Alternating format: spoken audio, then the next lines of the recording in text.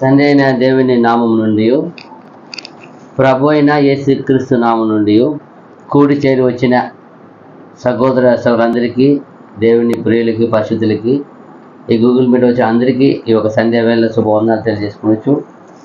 మన యథావిధిగా ఈ యొక్క శనివారంలో ప్రవక్తల గురించిన అధ్యయనం చేస్తున్నాము. ఆ భాగంగానే గడిచే దినాల్లో యాకోబు గురించి చూసాము. తర్వాత చూసినప్పుడు మోషే గురించి ఆయన గురించి మనం చూస్తాము. నిజంగానే ఈ మోషే గురించి మాట్లాడే అనేక కార్యాలు ఉన్నాయి. ఎందుకంటే చాలా గొప్ప సేవకుడు. ఈ సేవకుడు నిజంగానే చూడండి, ఎన్నో విధముగా ఆయన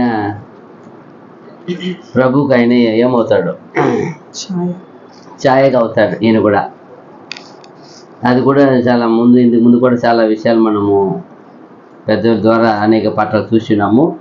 అయితే మనం ఈయన గురించి ఏమి గ్రంథములు రాయబడింది, ఎలా ఈయన ఎన్నుకున్నారు, ఈయన ఎలా వాడుకున్నారు, ఈయన ఒక జీవిత విధానం ఎంతగా దేవునికి ఇంపుగా ఉన్నది, ఏమి పొరపాటు ఉంది, అన్నీ కూడా క్రమముగా ఒక్కొక్క విషయంగా మనం చూస్తాం. ఏమంటే ఈయన ఎక్సోడస్ ఏమంటారు, నిర్గమాకాండము 2వ అధ్యాయం 10వ చూసినప్పుడు ఈయన ఆ కాలంలో పేరు ఎంత లేటుగా పెట్టారు చూడండి. ఆ బిడ్డ పెద్దవాడైన తరువాత ఆమె ఫరో కుమార్తె యొద్దకు అతని తీసుకుని వచ్చెను. అతడు ఆమెకు కుమారుడాయను.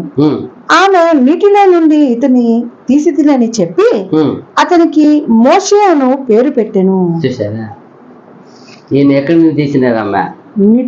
నీటిలో నుండి కొట్టుకొని పోతా ఉంటే ఆమె వచ్చింది.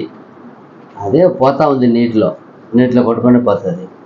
పోతూ ఉండగా వాళ్ళ సోదరి వెనకాల చూస్తూ ఉండగా ఏమైంది, వాళ్ళ అక్క చూస్తుండగా అక్కడ ఎవరు వచ్చినారు, ఫరో కుమార్తె వచ్చింది నదికి.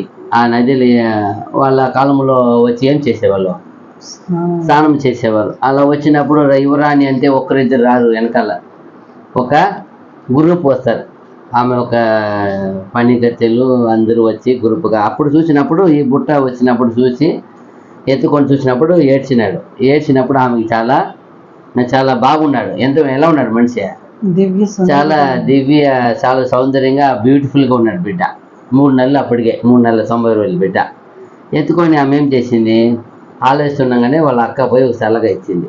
ఏమని, ఈ బిడ్డని పెంచడానికి పాలు ఇచ్చే తల్లిని తోడుకొని వచ్చున్నానికి అంటే సరిపోతా అంటే తల్లిని ఏం చేసేసింది, తోడుకొని పోయి ఇచ్చేసింది.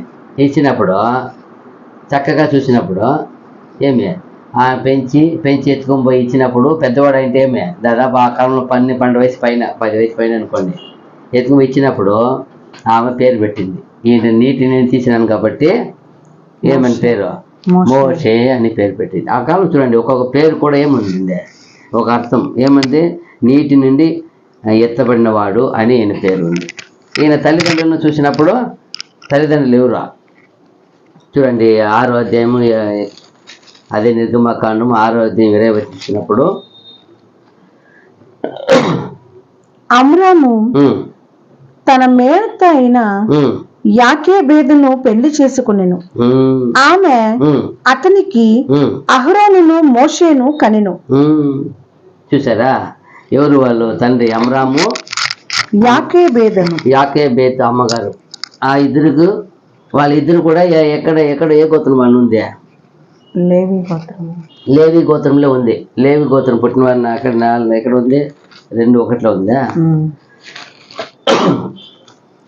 అక్కడ ఏం పేరు ఊరిలా లేవికి ఇచ్చినారు. ఏమి ఇచ్చినారు, లేవి వంశస్థుడొకడు. 2వ అధ్యాయము 1 వచ్చిన కదా, లేవి వంశస్థుడొకడు వెళ్ళి లేవి కుమార్తెను వివాహము చేసుకునెను. ఆ స్త్రీ గర్భవతి అయి కుమారుని కని వాడు సుందరుడై ఉండుట చూచి 3 నెలలు వానిని దాచెను. ఆయనే మోషే. ఈ 3 నెలలు ఈయన సుందరుడుగా అందంగా ఉన్నాడని అప్పుడు ఒక ఆజ్ఞ వచ్చింది. ఏమని, అక్కడ ఐగుప్తులు ఎక్కువ, ఇజ్రాయేల్ ఎంత ఎక్కువ అయిపోతున్నారని అప్పుడు రాజు ఆజ్ఞ ఏం తెలుసా, మగపిల్లలు పుట్టి ఏం చేసేయాల నదిలో. నైల్ నదిలో ఎంత మనసాచి లేకుండా బిడ్డ పుట్టడమే చాలా గొప్ప వరం అది. అయితే ఆ బిడ్డ పుట్టడమే ఎత్తుకొని పోయి నైల్ నదిలో పడేయాలంటే ఏమే వాళ్ళు అధికమైపోతున్నారంట. ఇజ్రాయేలీస్ ఏమవుతున్నారు ఎక్కువ. ఇవి చూస్తే ఎక్కడ చూసినా వాళ్ళ జనంగా విస్తారంగా ఉన్నారు. ఈ దేశంలో వాళ్ళు వచ్చింది ఎలా వచ్చారు? వాళ్ళు ఒక కరువు కాలంలో బతకడానికి వచ్చిన ఒక వలసలు. వాళ్ళు వలస వచ్చిన వాళ్ళు ఏమైపోయినారు? దేశం అంతా ఇప్పుడు విస్తరించిపోయినారు. అది ఎవరు విస్తరింప చేశారని వీళ్ళకి తెలియదు పాపం.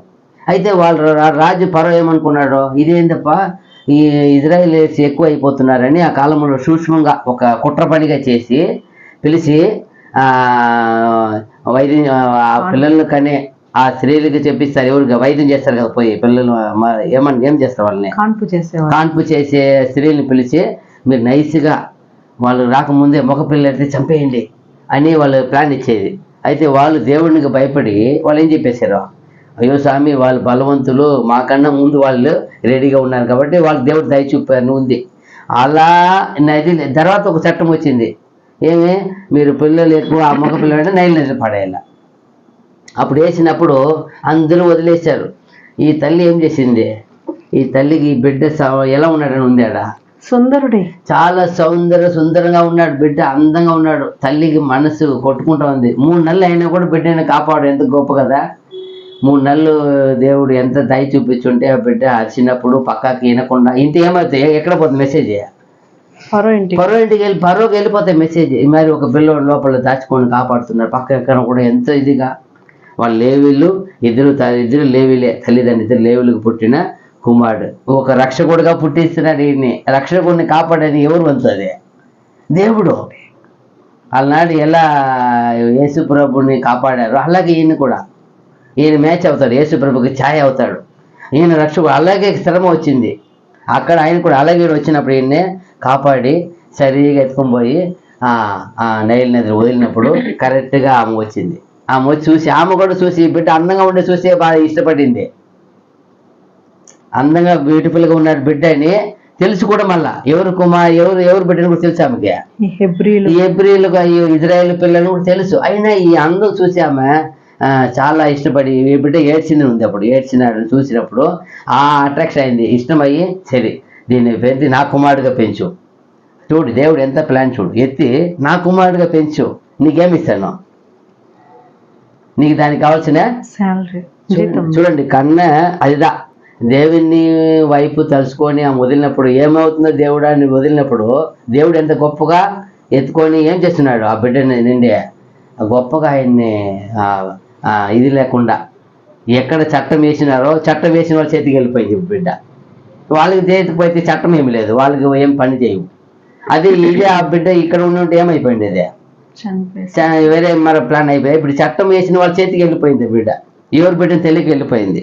అప్పుడుదా గొప్ప విషయము అక్కడ చూసినప్పుడు వాళ్ళ తల్లిదండ్రులు, తర్వాత ఆయనకి సహోదరులు ఎవరు ఉన్నారు, అహరోను మిరియాము కూడా ఉన్నారు.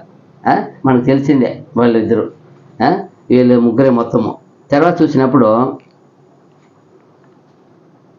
ఆయన ఏమడుతున్నాడు, ఆ ఐగుప్తు ఒక సకల ఆ ఒక విద్యలన్నిటి కూడా, అక్కడ ఉండే ఎడ్యుకేషన్ కావచ్చు, అక్కడ ఉండే స్పోర్ట్స్ కావచ్చు, అక్కడ ఉండే ఏదైనా స్కిల్, ఎస్పెషల్లీ వర్క్. ఒక యువరాజు అంటే ఎలా ఉంటాడు. 4వ విషయం, ఒకటి ఆయన నీటిని తీసేపడింది, 2వ తల్లిదండ్రులు అమ్రాము ఎగోపేతు, 3వది సహోదరులు ఉన్నారు, 4వ చూసినప్పుడు ఐగుప్తు యొక్క సకల ఆయన ఆ విద్యలో కూడా ప్రవీణుడిగా ఉన్నాడంట. చూడండి అపోస్తల కార్యం 7:20-22 వరకు చూస్తాం. ఆ కాలమందు మోషే పుట్టెను, అతడు దివ్య సుందరుడై తన తండ్రి ఇంట 3 నెలలు పెంచబడెను. తర్వాత అతడు బయట పారవేయబడినప్పుడు ఫరో కుమార్తె అతనిని తీసుకొని తన కుమారునిగా పెంచుకొనెను. మోషే ఐగుప్తీయుల సకల విద్యలను అభ్యసించి మాటల యందును కార్యముల యందును ప్రవీణుడై ఉండెను. చూసారా, మాటల యందును ఏమేమి దిశించినారు, కార్యముల యందు సకల ఐగుప్తి సకల ఐగుప్తీయుల ఆ, సకల విద్యలను అభ్యసించి మాటల మాటలందును కార్యములందును ప్రవీణుడై ఉండెను. అన్ని విషయంలో ఒక యువరాజు ఎలా ఉండాలో ఆమె యువరాణి ఎత్తుకున్న కుమారుడు యువరాణి కుమారుడు కదా. రాజు ఒక కుమార్తెకి దొరికిన కుమారుడు ఈయన. యువరాజుగానే పెంచుతుంది ఈయన్ని. పెంచినప్పుడు ఎంత గొప్ప సకల విద్యలో మాటలందును ఏంది మళ్ళా సకల విద్యలందును కార్యములందును ప్రవీణుడై ఉండెను. సమస్తములో చాలా నేర్పరితనంగా వచ్చారు. చూసారా, అదే దేవుడు ప్లాన్. ఇంకొక విషయం చూడవచ్చు. దేవుడు తాము ఎంచుకొనిన తాము ఏ వ్యక్తిని అయితే ఆయన ఎన్నుకుంటాడో ఆ ఎన్నుకున్న వ్యక్తిని ఆయన చిత్తము చూడండి. ఇప్పుడు శత్రువు సైన్యంలో శత్రువు దగ్గర ఉన్నారు వాళ్ళు. ఎప్పుడు వీళ్ళు ఏం చేస్తారా అని గ్యారంటీలే. ఆల్రెడీ వాళ్ళు ఏం చేశారు ఇప్పటికే దాదాపు 350 ఏళ్ళు. అప్పటికి 350 ఏళ్ళు. అక్కడ 430 ఉంటారు కాబట్టి ఇంకా 80 ఏళ్ళు నేను పెరుగుతున్నాడు. అక్కడ పెరిగిపోతాడు, విడిపించిపోతాడు. 350 ఏళ్ళు అప్పటికి ఎంత హింస పొందుతున్నారు. చాలా హింస అని ఎప్పుడైతే ఆయన యోసేపు చనిపోయిన కొంతకాలం ఇంకొక రాజు వచ్చాడో ఆయన చేసినంత మరుగైపోయింది. ఒకప్పుడు ఐగుప్తునే నిలబెట్టింది ఆయనే, ఆ రక్షకుడికి పెట్టారు. ఇప్పుడు ఆయన చేర్చి పెంచే రక్షకుడు, ఈయన విడిపించే రక్షకుడికి ఏర్పరచుకున్నారు. అయితే ఒక శత్రువు ఎదుట ఒక శత్రువు మధ్యలో చాలా గొప్ప వ్యక్తిగా ఉండాలి ఆయన అన్నప్పుడు దేవుడు ఎన్నుకున్న వ్యక్తిని ఆయన చూడండి ఆ శత్రువు సైన్యంలోనే ఆ శత్రువు యొక్క సమాజంలోనే వాళ్ళని విడిపించే ఒక నాయకుడు అయినా కూడా ఆయన ఎంత గొప్పగా వాళ్ళ మధ్యలో ఏం చేస్తున్నాడు, తన సేవకుడుగా ఆయన ఏం చేస్తున్నాడు, పెంచుతున్నాడు. చూడండి, అదిదా ఈయన ఆ విషయానికి గొప్ప ఎగ్జాంపుల్. గొప్ప ఒక చెప్పాలంటే ఈ మోసెస్నే ఏమంటే శత్రువులో అక్కడ ఉన్నారు. వీళ్ళు విడిపించే ఎవరా దేవుడు అని మొరపెడుతున్నారు. అయితే వాళ్ళ మధ్యలో రక్షకుడిని పుట్టించి ఎక్కడ పెంచుతున్నాడు? రాజగృహంలో పెంచుతున్నాడు. ఎందుకు రాజగృహం పెంచాలా? అందరికి ఏమై ఉండాలి? ఆయన అన్నిటిలో బెస్ట్గా ఫస్ట్గా అందరిని పరిచయ విషయంలో, విద్య విషయంలో, మాటల విషయంలో అన్నిట్లో ఎలా ఉండాలా? నంబర్ 1 ఉండాలా, సంపూర్ణంగా ఉండాలా. అది చెప్తున్నాడు. సకల విద్యలో ఆయన ఏం చేశాడు దేవుడు? ప్రావీణ్యుడుగా చాలా ఎక్స్పర్ట్, మంచి పరిపూర్ణంగా చేశాడు. ఎక్కడ చేశారు? దేవుణ్ణి ఎవరైతే ఇదిదా దేవుణ్ణి జ్ఞానం అనేది. ఒక దేవుణ్ణి ఎన్నుకున్న వ్యక్తిని ఎక్కడన్నా ఏం చేయవచ్చు? ఆయన తర్ఫీదిద్ది పెంచవచ్చు. కాలం వచ్చినప్పుడు ఏం చేసేస్తాడు? తీసుకుంటాడు. చూడండి, ఆయన 40 వయసు వరకు అక్కడ ఏమవ్వాలని ఉంది, చక్కగా పెరగాల. వయసు వచ్చినప్పుడు ఏం చేయాలి? ఆయనకే అనిపించిందంట, తన జనాంగను ఏం చేయాలని అనిపించిందంట. అప్పుడు ఎవరు పెట్టారు? అది మనము చూసి చాలా గొప్ప విషయంలో తర్వాత చూసినప్పుడు సకల విద్యల్లో అయినాడు కదా ఈయన. దేవుని కొరకు ఎలాంటి వాడు? ఈయన భక్తి వైరాగ్యత కలిగిన వ్యక్తి. చాలా భక్తి వైరాగ్యత. ఎప్పుడు దేవుడు ఆ మనసు పెట్టాడు. తర్వాత ఏమైనాడు? ఎలా మనకు కనపడుతుంది చూసినప్పుడు ఆయన ఆరో విషయం చూసినప్పుడు ఆయన దేవుణ్ణి ఆ రాజగృహంలో పుట్టిన అందరూ ఏమనుకుంటారు? కొంచెం మంచి ఎక్కడ పుట్టినప్పుడు ఏం చెప్తారు అందరూ? మనం ఉన్న సామాన్యమైన కుటుంబం, ఫలానా రాజు కుటుంబం అంటే ఎంత గొప్ప కదా, దేశాన్ని పరిపాలించే కుటుంబంలో పుట్టానంటే ఎంత గొప్ప విషయం కదా. నెక్స్ట్ ఎవరని అర్థమా? నెక్స్ట్ పరిపాలకుడు లాగా అలా. అయితే ఈయన అక్కడ పుట్టినందుకు కూడా ఆయన ఇష్టపడలేదు. అక్కడ పెరిగినానని గొప్పదానికంటే దేవుణ్ణి అప్పుడు ఎవరిని తెలిసిపోయింది ఆయనకి. నేను ఎక్కడ పుట్టాను, ఎవరు సంతతి వాడిని తెలిసిపోయినాక ఆయన ఎంతగా ఆ విషయాన్ని వదులుకుంటాడు. చూడండి, ఏప్రిల్ 10:26 చూసినప్పుడు 11:26 ఏప్రిల్ 11:26 వచ్చినప్పుడు చూసినప్పుడు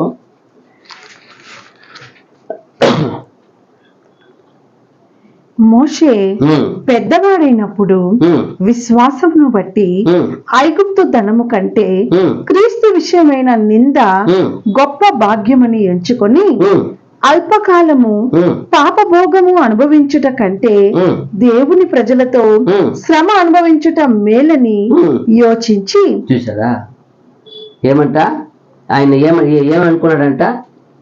మోషే పెద్దవాడైనప్పుడు విశ్వాసమును బట్టి ఐగుప్తు ధనము కంటే క్రీస్తు విషయమైన నింద గొప్ప భాగ్యమని ఎంచుకొని అల్పకాలము పాప భోగము అనుభవించుట కంటే దేవుని ప్రజలతో శ్రమ అనుభవించుట మేలని యోచించి ఫరో కుమార్తె యొక్క కుమారుడని అనిపించుకొనుటకు ఒప్పుకొనలేదు. చూసారా? ఏలైనగా అతడు ప్రతిఫలముగా కలుగబోవు బహుమానమునందు దృష్టి ఉంచెను. ఫరో కుమారుడు అని చెప్పేదానికి అనిపించుకోలేదంట ఆయన. ఎందుకంటే అక్కడ ఏం తక్కువ ఉంది? ఆయనకి ఏమైనా కొదవ ఉందా? ఆ దేశంలో కొదవ లేనప్పుడు ఆ ఫరో కుమార్తె అంటే ఎంత గొప్ప విషయము. యువరాజు ఆయన ఎక్కడికైనా వెళ్ళవచ్చు. ఆయన ఏమైనా ఆ రాజ్యంలో ఏమైనా ఎలాంటివైనా ఏం చేయవచ్చు, భుజించవచ్చు, తినవచ్చు, తాగవచ్చు, ఎంతైనా సకల ఐశ్వర్యము ఎంజాయ్. అయితే ఆ ఫరో కుమార్తె అనిపించడానికి కూడా ఆయన ఏం పడాడంట? ఇష్టపడలేదంట. ఏమని అనిపించేది? దేవుడిని బిడ్డలతో ఏం చేయాలని ఉందంట ఆయనకి. శ్రమ ఎవరండి ఈ కాలంలో వదులుకుంటారు? అది వదులుకోవాలంటే ఏముండాల? జనాంగం పైన ఏముండాల? తన జనాంగం అనేది ఏముండాలి వాళ్ళ మీద? విశ్వాసత, ప్రేమ, భక్తి. అదిదా ఈయనకి ఉన్న అదిదా ఒక గొప్ప విశేషమైనది. ఈయనలో ఒక మోషస్ అంటే ఒక రక్షకుడు అవడానికి ఏమనంటే ఇదిదా ముఖ్యమైన కార్యం. ఆయన ఎక్కడ పెంచినా, ఎక్కడ ఎలాంటి పరిస్థితులు ఉన్నా చూడండి. చాలామంది ఈరోజు చూస్తాం, చాలామంది వచ్చి బాధపడుతుంటారు. నా ఒకే బిడ్డ అండి, చాలా రిచ్గా చదివిపించానండి, ఆస్ట్రేలియా పోయినాడు, అమెరికా పోయినాడు, ఏమయ్యాడో తెలియదండి. 7 ఏళ్ళు అయిందండి, మళ్ళీ చూస్తే పెళ్లి చేసుకుని ఆడపిల్లలు ఉన్నారంట, మమ్మల్ని పట్టించుకోవాలి చూడలే. ఇక్కడ ఎంతగా వాళ్ళు పెంచిన తల్లిదండ్రిని కూడా ఏమైపోయింది? ఇప్పుడు వాళ్ళకి వచ్చిన ఐశ్వర్యము, వాళ్ళకి వచ్చిన అధికారము, వాళ్ళకి వచ్చిన ధనము ఏమైపోయింది? మరుగైపోయినాయి. తల్లిదండ్రులు కని పెంచిన తల్లిదండ్రులు ఏం కానలే, వాళ్ళకి ఇష్టం లేకపోయింది. అయితే ఈయన రివేస్ అయిపోయినాడు. ఆయన ఎత్తుకొని పోయి ఆయన తెలుసా ఎక్కడ పుట్టాము, ఎక్కడ ఏం తెలుసు ఆయనకి? మరలా పెద్దవాడు ఆయనగా తెలుసుకున్నాడు. అప్పుడు చిన్న బాల్యం అండి ఎక్కడ ఉన్నాడు ఆయన? ఏమనుకున్నాడు? రాజ్య కుటుంబంలో పుట్టాము, మనం యువరాజుగా పుట్టాము, మనం పరిపాలించిపోతే ఎంత ఇదిగా చేసి ఉంటాడు. ఒకనాడు వచ్చింది, నిజం తెలుసుకున్నాడు. ఓహో, మన పుట్టుక ఇక్కడ కాదు, మనము ఇలాగ వచ్చి దేవుని బిడ్డగా ఇక్కడ పెంచినాడు. కాకపోతే మన ఇక్కడికి వారు కాదు, మన యువరాజుగా వద్దు, మనకి అది ఇష్టం లేదు. ఒకే మాట, యువరాజుగా అనిపించుకోవడానికంటే ఆయనకి ఇష్టం లేదంట. అప్పుడు ఎంతగా చూడండి, అప్పుడు తన జనాంగం మీద ఏముంది ఆయనకి? ప్రేమ.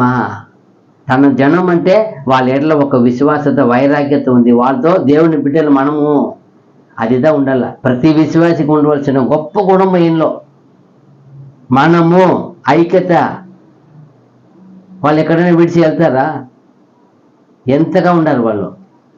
అదేమండి, ఒక బానిసగా వెళ్ళిన కుమారుడు అని తెలుసుకున్నాక ఎంత బాధపడి ఉంటాడు. అయ్యో, మనం ఇంతకాలము మన జనాంగాన్ని ఏం చేయలేకపోయినామే, ఎంతకు పడి ఉంటాడు. అయితే మళ్ళీ ఏం చేశాడు? దాని ద్వారానే ఆయన తన జనాంగాన్ని చాలా ఆయన ఏం చేసేవాడు? ప్రేమించేవాడు. చూడండి,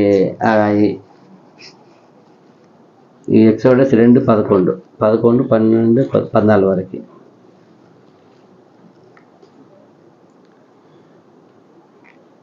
ఆ దినములలో అదే 2:11 నుండి 14 వరకు. ఆ దినములలో మోషే పెద్దవాడై తన జనుల ఎద్దకు పోయి వారి భారములను చూచెను. ఇప్పుడు ఏం చేస్తున్నాడు? ఇదేందబ్బా, మనము ఇప్పుడు ఇక్కడ ఉండే సరిలేదు. తన జనంగా అయితే ఈయన సొంతంగా ఒక ప్లాన్ వచ్చింది, ఈయనకి ఆలోచన వచ్చింది. మనం ఏం చేయాలి? పోయితే ఇప్పుడు మన జనాంగాన్ని చూడాలా, ఏం చేసేయాలి వాళ్ళని, ఎలానా ఒక రక్షణ కార్యం చేయాలని ఓన్గా ఆయన మనసులో ఉంది. అప్పుడతడు ఆ, తన జనులలో ఒక హెబ్రీయుని ఉమ్, ఒక ఐగుప్తుడు కొట్టగా చూచెను. ఉమ్, అతడు ఇటు అటు తిరిగి చూచి ఉమ్, ఎవడనూ లేకపోగా ఉమ్, ఆ ఐగుప్తుని చంపి ఉమ్, ఇసుకలో వాణ్ణి కప్పిపెట్టెను. ఉమ్, మరునాడు అతడు బయట ఉమ్, నడిచి వెళ్ళుచుండగా ఉమ్, హెబ్రీయులైన మనుష్యులిద్దరూ పోట్లాడుచుండిరి. ఉమ్, అప్పుడతడు ఉమ్, అన్యాయము చేసిన వాని చూచి ఉమ్, నీవేళ నీ పొరుగువాని కొట్టుచున్నావని అడగగా ఉమ్, అతడు మా మీద నిన్ను అధికారిని గాను ఉమ్, తీర్పరిని గాను నియమించిన వాడెవడు? ఉమ్. నీవు ఆ ఐగుప్తీయుని చంపినట్టు నన్నును చంపవలనని అనుకొనుచున్నావా అనెను. ఒక ఐగుప్తులో పుట్టి పెరిగి ఒక యువరాజుగా పెరిగి ఐగుప్తును చంపడం అనేది ఆ దేశానికి ఏం చేసినట్టు? ద్రోహం చేసినట్టు. అయితే నేను ఎవరి మీద భక్తి విశ్వాసత వచ్చేసింది? నేను హెబ్రీయుడు కుమారుడు కదా, వాళ్ళ ఎడల వీళ్ళకి ప్రేమ వచ్చింది. ఎటైనా వాళ్ళని విడిపించాలా, ఎలాగైనా వాళ్ళని రక్షించాలా, తన జనాంగాన్ని కాపాడుకోవాలని ఏమొచ్చింది దీనికి సొంతంగా ఒక ఆతృత ఆలోచన వచ్చేసింది. కాకపోతే ఏం రాలేదు, ఇంకా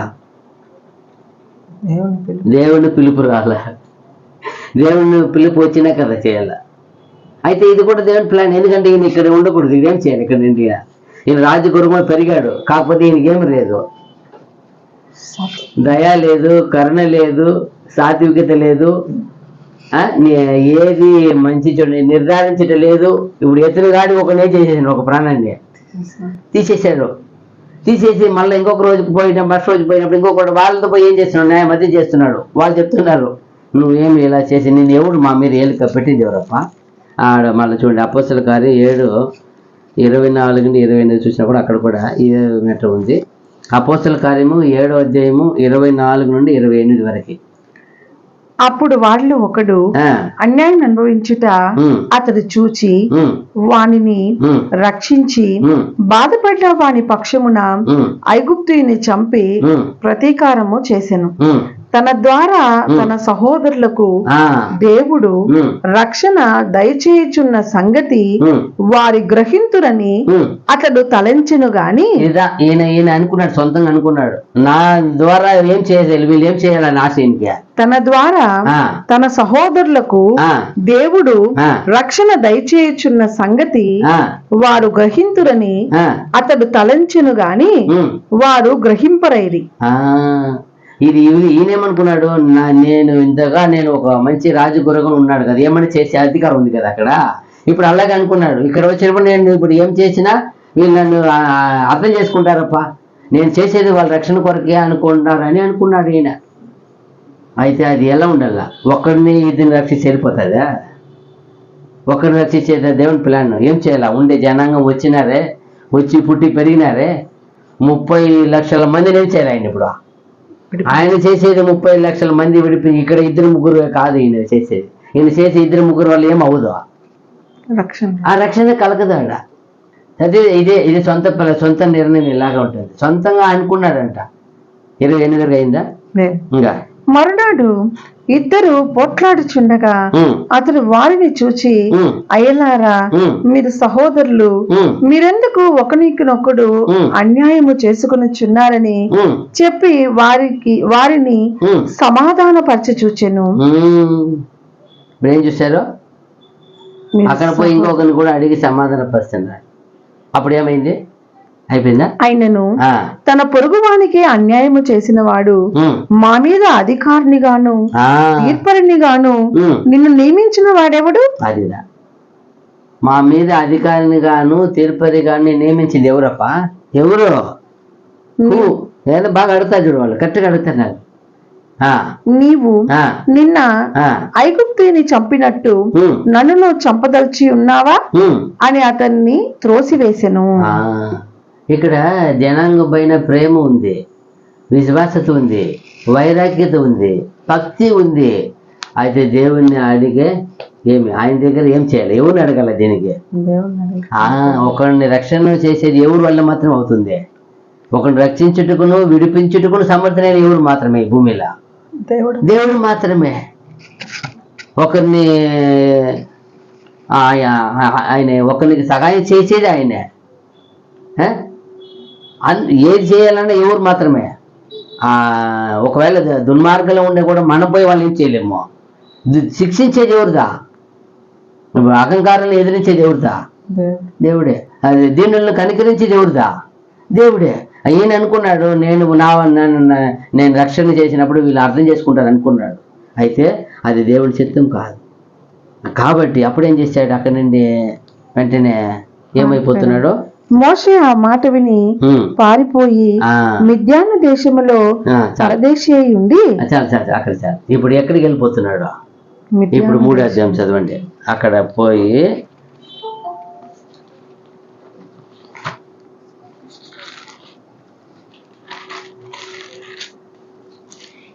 మోషే 3:1 మిద్యాను యాజకుడైన ఇత్రో అను తన మామ మందను మేపుచు ఆ మందను అరణ్యము అవతలకు తోలుకొని దేవుని పర్వతమైన హోరేబునకు వచ్చెను.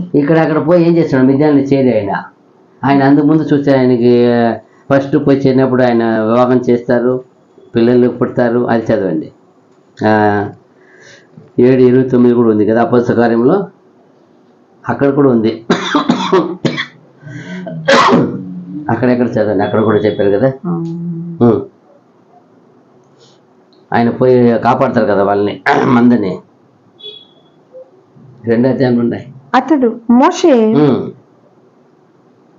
2:21 మోషే నిర్గమకాండము 2:21 నుండి ఆ మనుష్యునితో నివసించుటకు సమ్మతించెను. అతడు తన కుమార్తె అయిన సిప్పోరాను మోషేకిచ్చెను. ఆమె ఒక కుమారుని కనినప్పుడు మోషే నేను అన్య దేశములో పరదేశులై ఉంటిననుకొని వానికి గెర్షోము అని పేరు పెట్టెను. ఏమంటే ఇక్కడ ఆయన 40 సంవత్సరము జీవించాడు. 40 సంవత్సరం ఎలా జీవించాడంటే మంచి ఒక రాజకుమారుడుగా పెరిగాడు. కానీ ఇందులో కొంచెం దేవుడు కోరుకోవాల్సిన ఏం లేదు. దేవుడు ఎదురు చూసే గుణాలు లేవు. దేవుడు ఎదురు చూసే సాత్వికం లేదు. దేవుడు ఎదురు చూసే కనికరం లేదు. దేవుడు ఎదురు చూసే సమస్త గుణము లేవు, కొన్ని లేవు ఆయనలో. ఏది మాత్రం ఉంది? బాగా తన ప్రజల్ని రక్షించాలనే మాట ఒక ఆత్రత ఉంది, ఒక ఆశ ఉంది, విశ్వాసం ఉంది. మళ్ళా అయితే దేవుడు కోరుకునే ఇది కావాలా, అదిదా కనికరము, దయ, సాత్వికము, ఇదంతా కావాలి ఆయనకి. కొన్ని లేదు. రాజపురంలో పెరిగిన వల్ల కొన్ని లేదు కాబట్టి ఇప్పుడు అక్కడి నుండి తీసుకొస్తున్నాడు. ఇక్కడ చూడాలంటే మోషే జీవితంలో 40 చూడవచ్చు. 3 40 ఉంటాయి జీవితంలో. ఒకటి పుట్టుక నుండి 40 సంవత్సరము ఐగుప్తులో పెరిగింది. ఇప్పుడు ఇక్కడ 40 నుండి దాదాపు 80 వరకు ఆయన మళ్ళీ చెప్తారు చూడండి. 80 వయసు వరకు ఎక్కడ ఉన్నాడు తెలుసా? ఏం చేస్తున్నాడు తెలుసా? ఏం చేస్తున్నాడు? మన తన మామ మోషే మిద్యాను యాజకుడైన యిత్రో అను తన మామ మందను మేపుచు. అంతే, తన మందను మేపుచున్నాడు. ఏమప్పా, యువరాజు కదా, దేశాన్ని పరిపాలించవలసిన రాజు కదా. ఏంది రాజు పోయి వేరే ఏమన్నా చేస్తారు తప్ప, ఒక మంత్రిగా అవుతాడు తప్ప. ఒకవేళ తక్కువ అయినా ఏమవుతారు? ఒక మంత్రి అవుతారు. కానీ ఈయనేమైపోయినాడు? అన్నీ వదులుకొని పోయి ఎక్కడ ఉన్నారు ఇప్పుడు? పోయి అరణ్యంలో పోయి అక్కడ ఒక యాజకుడు కుమార్తెని పెళ్లి చేసుకున్నాడు. అక్కడ ఇంకొక ఆయన కుమారులు కూడా పుట్టారు కదా. ఆ పుస్తకాలు 7:29 కూడా అక్కడ కరెక్ట్ కదా, 2 కుమారులు రాశారు. మోషే ఆ మాట విని పారిపోయి మిద్యాను దేశంలో పరదేశి అయి ఉండెను. అక్కడ 2 కుమారులను కనెను. ఆయనకి 2 కుమారులు పుట్టారు. అది ఇక్కడ కొంచెం అక్కడ ఉంది. ఇక్కడ చూడండి, ఇక్కడ నుండి పోయి ఆయన దాదాపు 40 సంవత్సరము తన మామ గొర్రెని మేపుతాడు. గొర్రెల కాపరిగా. ఎంత గొప్ప దేశాన్ని పరిపాలించవలసిన గొప్ప రాజుగా ఉండవలసిన వ్యక్తి, రాజ్యంనే మేపాల్సిన వ్యక్తి ఏమప్ప గొర్రెలు కాస్తున్నాడు అంటే అంత. ఇప్పుడు గొర్రెలు ఎలా ఉంటుంది? అన్నీ ఇప్పుడు ఆయన యువరాజుగా అధికారంతో ఏం చేస్తాడో అక్కడ ఇతన్ని చంపినట్టు మాట ఏం లేదని సరికేస్తాడా? చంపేస్తారా? అవును కదా. అది ఎలాంటిది? దాని పేరే ఏమి? దాని పేరే గొర్రె అంటే ఏమి అర్థమో ఏమీ తెలీదు. ఇప్పుడు గొర్రెల దగ్గర పోయి ఏమి నేర్చుకోవాలా? దానికి ఇష్టమైన పలుకు పలకాల, దానికి తెలిసినట్టు అలసినట్టు అరవాల. చూసారా, మనిషి మాట కూడా వినదు అది. దానికంతా సైగులు, ఏదో ఒక స్వరం శబ్దం అంతే. వానికి స్వరమే తెలుసు, అందుకే రాశారు అక్కడ, నా గొర్రెలకు నా స్వరము వినును. ఏం వింటది అది? యజమాని స్వరం వింటది అంతే. నువ్వు బ్యాన్ అరుస్తావా, హాన్ అరుస్తావా, హోన్ అరుస్తావా, స్వరమే తెలుసు దానికి. ఈ మనిషి మాట్లాడుకోలేదు దాని దగ్గర పోయి. అది ఎక్కడ ఎత్తుకుపోయి ట్రైనింగ్ ఇచ్చారు చూడండి. 40 ఏళ్ళ రాజగురుగంలో గొప్ప వ్యక్తిగా, ఒక మంచి పౌరుడుగా, మంచి బలవంతుడుగా, మంచి ఉన్న వ్యక్తిని ఎత్తుకుపోయి 40 సంవత్సరం గొర్రెల కాపరిగా ఎలా చేయాలంటే ఎంత ఓపిక రావాలి మనిషికి. ఇప్పుడు ఆ గొర్రెలు ఎంత సాధువైనది, ఎంత నెమ్మదిగా, వాటికి ఏమీ తెలియదు. వాటి దగ్గర పోయి మనకి ఏమి అరవలేము, ఏమి ఎగరలేము, ఏమి చేయలేము. వాటికి పోయితే మనం పోవాలా. అదిదా ఈ మోషే దగ్గర, అదిదా ఆయన దేవుడు వెయిట్ చేశాడు. వెయిట్ చేసి దగ్గర 80 వయసు వచ్చేటప్పటికి మళ్ళా దేవుడు వస్తాడు. ఇప్పుడు వచ్చి దేవుడు ఆయన్ని ఇప్పుడు పిలుస్తాడు, నువ్వు రా, ఇప్పుడు ఏం చేయి, నువ్వు వచ్చా నా ఒక అక్కడ వచ్చి ఆయన దర్శనం అవుతాడు చూడండి. ఇప్పుడు ఎక్కడ దర్శనం అవుతాడో, ఎక్సోడస్ 3వ అధ్యాయము 1-4 వరకు. మోషే మిద్యాను యాజకుడైన ఇత్రోను తన మామ మందను మేపుచు ఆ మందను అరణ్యము అవతలకు తోలుకొని దేవుని పర్వతమైన హోరేబుకు వచ్చెను. ఒక పొద నడిమిని అగ్ని జ్వాలలలో యెహోవా దూత అతనికి ప్రత్యక్షమాయెను. అతడు చూచినప్పుడు అగ్ని వలన ఆ పొద మండుచుండెను, కాని పొద కాలిపోలేదు. అప్పుడు మోషే, ఆ పొద ఎలా కాలిపోలేదో నేను ఆ తట్టు వెళ్ళి ఈ గొప్ప వింత చూచదని అనుకునేను. చాలు, ఇది చూసినప్పుడు చూడండి, దేవుడు వచ్చి ఎన్నుకునే సమయం వచ్చినప్పుడు నువ్వు ఎక్కడ ఉన్నావని చూడడు. నీ స్థితి ఆయనకన్నీ ఆయనే కదా ప్లాన్ చేసింది. ఈయన ఉన్నప్పుడు ఈయన ఏమనుకుంటాడు, ఏదో దూరం కనపడింది, ఏదో పొద కాలుతా ఉంది, సరే ఏదో నీకు అగ్గి అనుకున్నాడు. కాకపోతే పొద ఏమవ్వలేదు, మళ్ళా మండుతోంది, కాలిపోలేదు. మండతం తప్ప అది కాలిపోయి ఎవరేమి విషయం రాలాడా. ఇదేంది ఇది ఆశ్చర్యంగా ఉంది, ఇది ఏమో అని నేను దగ్గరకు పోయి చూస్తానని వెళ్ళిపోతున్నాడు. వెళ్ళిపోయినప్పుడు ఇప్పుడు దానిని చూచుటకు అతడు ఆ తట్టు వచ్చుట యెహోవా చూచెను. దేవుడు ఆ పొద నడిమ నుండి మోషే మోషే అని అతన్ని పిలిచెను. మోషేని ఇప్పుడు పిలుస్తున్నాడు. ఇంతకాలం ఆయనకి ఏం రాలా, దేవుని స్వరం, దేవుని ఒక పిలుపు రాలా. పిలుపు ఎప్పుడు వచ్చిందంటే కరెక్ట్ గా దిగేస్తాడు ఆయన. దిగేసి ఎందుకంటే ఇప్పుడు ఆయన రక్షకుడుగా ఏం చేసేసాడు, ఆయన రెడీ చేసేసినాడు. అక్కడ ఉన్నప్పుడు ఎన్నో విద్యలు ఆయనకి ఫేమస్ గా ఉన్నాడు. అక్కడ దేశంలో ఉండాలా, అందరికి ఫేమస్కి తెలియాలి, మోషే అంటే తెలియాలని రెడీ చేశాడు. ఇప్పుడు మోషే ఎంత గొప్పవాడిగా ఈయన రెడీ చేస్తున్నాడు. ఏమంటే ఇప్పుడు పరో ఈయన చూసి ఏం చేయాలి? ఇప్పుడు ఇంతకాలము ఇప్పుడు ఎక్కడి నుంచి ఎక్కడ పారిపోయి వచ్చినాడు. పరో చూసి ఏమని వచ్చినాడు? పరో చూసి పారిపోయి వచ్చిన వ్యక్తి ఇప్పుడు ఎక్కడ వెళ్ళాలా? పరో దగ్గర, మళ్ళా పరో దగ్గర వెళ్ళాలా. చూడు ఎంత గొప్ప. అక్కడే అపోస్తల కార్యాలు 7:30-33 వరకు చూడవచ్చు. మళ్ళీ కూడా ఇది కంప్లీట్ అవ్వాలి. ఇంకా చదవండి. మోషే మోషే అని అతన్ని పిలిచెను. అందుకతడు చిత్తము ప్రభువా అనెను. ఇదే కార్యం అక్కడ కూడా ఉంది. అపోస్తల కార్యాలు 7:30-33 వరకు ఉందా? 40 ఏళ్ళైన పిమ్మట సినాయి పర్వతారణ్యమందు ఒక పొదలోని అగ్ని జ్వాలలలో ఒక దేవదూత అతనికి అగ్గుపడెను. మోషే చూచి ఆ దర్శనములకు ఆశ్చర్యపడి దాని నిదానించి చూచుటకు దగ్గరకు రాగా, నేను నీ పితరుల దేవుడను, అబ్రహాము ఇస్సాకు యాకోబుల దేవుడను అని ప్రభువు వాక్కు వినబడెను గనుక మోషే వణికి నిదానించి చూచుటకు తెగింపలేదు. ఆయన ఏం చేశాడు? మోషేని పిలిచినప్పుడు ఏం చేసేసాడు? ఇప్పుడు తెలిసిపోయింది ఆయనకి ఎవరు పిలిచిందని. దేవుడు పిలిచినాడు. అప్పుడు ఏమొచ్చింది ఆయనకి? భయము, వణుకు వచ్చింది. ఇదిదా నిజమైన విశ్వాసం, భక్తి ఉంటే దేవుని మాటకి ఏం చేయాలా? భయం ఉండాలా, వణుకు ఉండాలా. చూడండి ఆయన గురించి చూడండి. అప్పుడు ఎక్కడికి వచ్చినా ఒంటరిగా ఉన్నా, ఎక్కడ ఎవరు లేరు, గొర్రెలు కాసేవాడు ఎవరు ఉంటారు? ఎవరు ఉండరు. ఆయన చూడండి, ఆయన వణికి భయపడి దేవునికి ఇప్పుడు మనల్ని పిలుస్తున్నారని తెలిసిపోయింది. అప్పుడు ఏమంటాడా మళ్ళా? అందుకు ప్రభువు, నీ చెప్పులు విడువుము, నీవు నిలిచి ఉన్న చోటు పరిశుద్ధ భూమి. చూసారా, నువ్వు నిలిచి ఉండే భూమి ఎలాంటిది? పరిశుద్ధమైన భూమి. అది అగ్ని జ్వాల వచ్చి ఆయనకి వచ్చింది. ఆయన దేవుని ఒక పిలుపు ఎదుర్కొని వచ్చింది. ఎక్సోడస్ 3:10 కూడా. నిర్గమకాండము 3:10 కాగా రమ్ము, నిన్ను ఫరో యుద్ధకు పంపెదను, ఇశ్రాయేలీయులైన నా ప్రజలను నీవు ఐగుప్తులో నుండి తోడుకొని పోవాలనెను. రా, ఇప్పుడు పిలుస్తున్నాడు, నువ్వు రా. ఎక్కడ పోవాలి ఇప్పుడు? నిన్ను ఫరో యుద్ధకు పంపెదను, ఇశ్రాయేలీయులైన నా ప్రజలను నీవు ఐగుప్తులో నుండి తోడుకొని పోవాలనెను. ఈయనకి భయం వేరు వస్తుంది. పిలిచి కింద పెద్ద లిస్ట్ ఇస్తాడు. ఆయన ఏం చెప్పారు? కింద 2 చదవండి.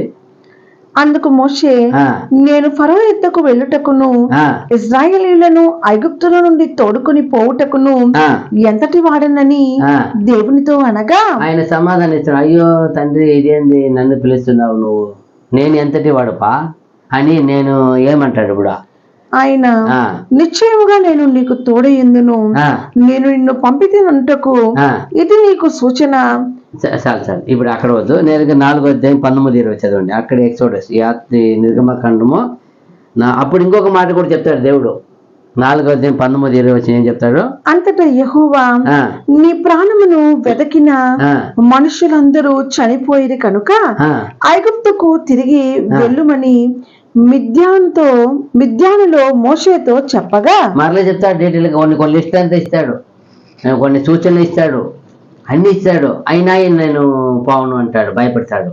అయితే అప్పుడు చెప్తాడు మళ్ళా, నీ ప్రాణాన్ని వెతికిన వాళ్ళు ఏమైపోయినారు? అందరూ 40 ఏళ్ళు అయిపోయింది కదా వచ్చి. నీ ప్రాణం వెతికిన వాళ్ళు చనిపోయినారు పా, ఏం భయపడవద్దు. ఇప్పుడు ఆ రాజు అందరూ ఏమైనారు? కొందరంతా ఏమైపోయినారు. అప్పుడు ఆ రాజు ఉన్న వరకు ఏముంటుంది? ఒక వైరాగ్యము ఉంటుంది. మోషేనా వచ్చుకొని రాండి. ఇప్పుడు ఏం లేదు, ఆయనంతా లేదు, ఎవరు లేరు, ఆడ చనిపోయినారు. కాబట్టి నీకేం లేదు, నేనున్నాను నీతో. ఎంత చెప్తాడు మాట. ఈయన అయినా కూడా చాలా ఏం చెప్తాడు, చాలా చోట్ల చెప్తూ ఉంటాడు ఈయన.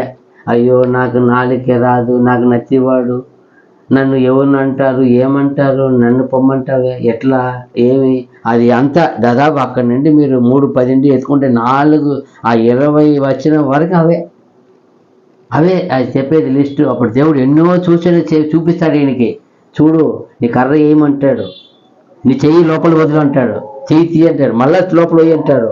ఎన్ని చేసినా నీదంతా నీకు గొప్ప కార్యం పోంటాడు. అప్పుడు లాస్ట్లో ఒక గ్రేట్ ఒకటి అడుగుతాడు ఆయన.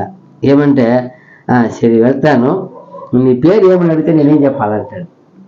నిజంగానే ఇదే ఇప్పటి వరకు గ్రంథములు అక్కడి వరకు మనం చూడవచ్చు కదా. అబ్రహాం, ఇసాక్, యాకోబు, దేవుడు అక్కడంతా ఎవరు ఏం అడగల, ఎవరు ఏం చెప్పలా, నేను దేవుడు అంతే ఒక మాటతో పోతా ఉంది. ఈయన ఫస్ట్ అడుగుతాడు, ఒక మాట అడుగుతాడు. చూడండి అక్కడ దేవుడు కూడా దాన్ని బయలుపరుస్తాడు. ఇక్కడ ఉందా ఇది? 3:14 అపొస్తలుల 7:34-35 కూడా చదవండి. అది కూడా ఈ మాట పిలుపులోనే ఉంది, అది చూస్తాం. ఐగుప్తులో నున్న నా ప్రజల దురవస్థను నేను నిదానించి చూచి తిని, వారి మూలుగు వింటిని, వారిని విడిపించుటకు దిగి వచ్చి ఉన్నాను. రమ్ము, నేనిప్పుడు నిన్ను ఐగుప్తులకు పంపుదునని అతనితో చెప్పెను. అధికారిని గాను తీర్పరిని గాను నిన్ను నియమించిన వాడెవడని వారు నిరాకరించిన ఈ మోషేను అతనికి పొదలో కనపడిన దేవదూత ద్వారా దేవుడు అధికారిని గాను విమోచకుని గాను నియమించి పంపెను.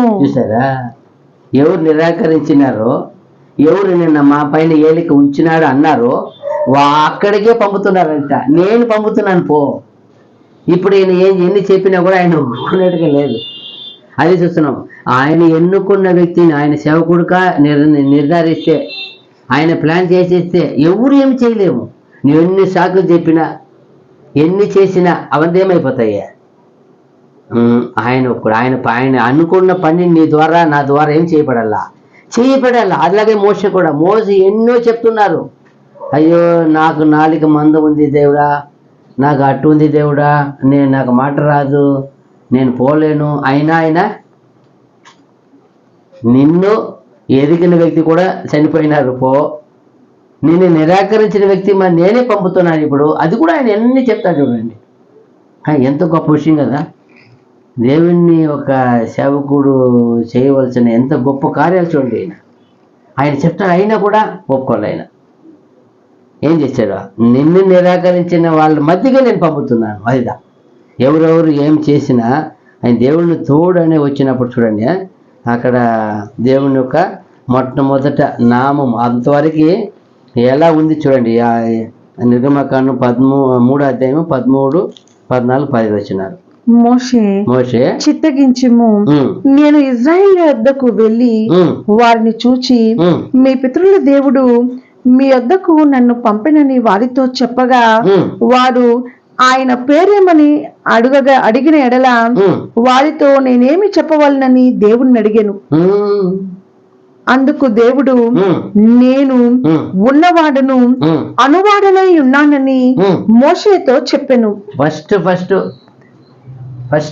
వాళ్ళు అడుగుతాను, సరే తండ్రి నువ్వు చెప్తావు, వెళ్ళమని అంటావు, వెళ్తాను.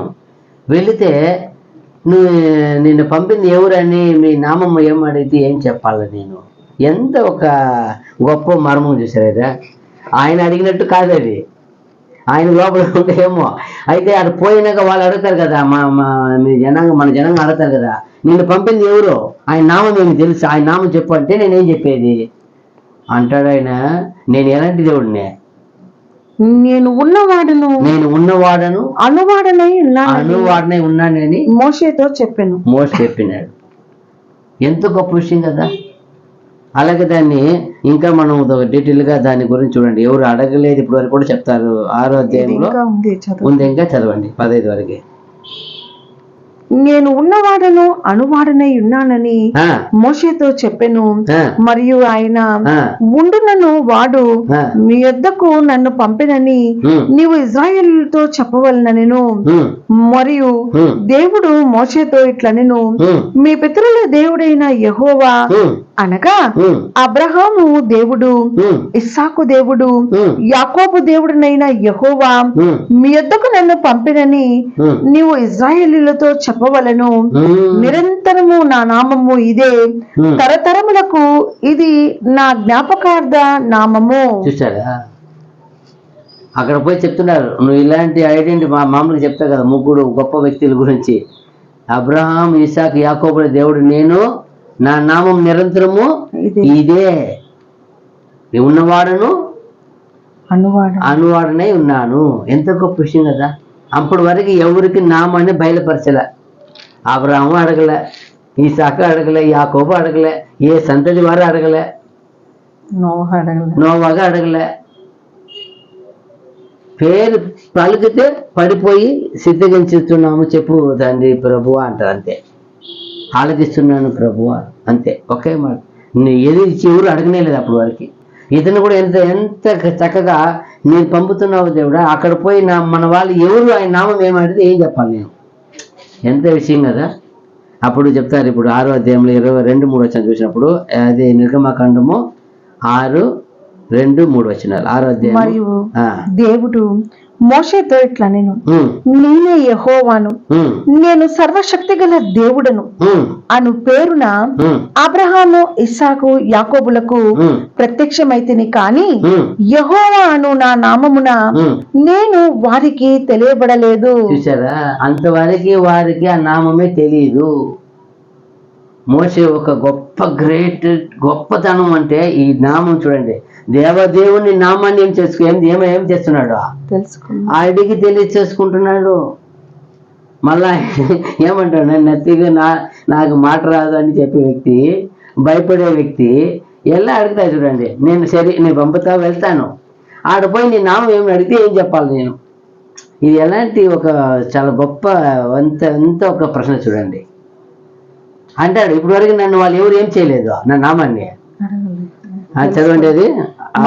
మరియు దేవుడు మోషేతో ఇట్లా నేనే యెహోవాను, నేను సర్వశక్తి గల దేవుడను పేరున అబ్రహాము ఇస్సాకు యాకోబులకు ప్రత్యక్షమైతిని. కానీ వాళ్ళకి ప్రత్యక్షమైంది ఒక నామం ఉంది, సర్వశక్తి గల దేవుడు. అంతవరకే వాళ్ళకి తెలుసు.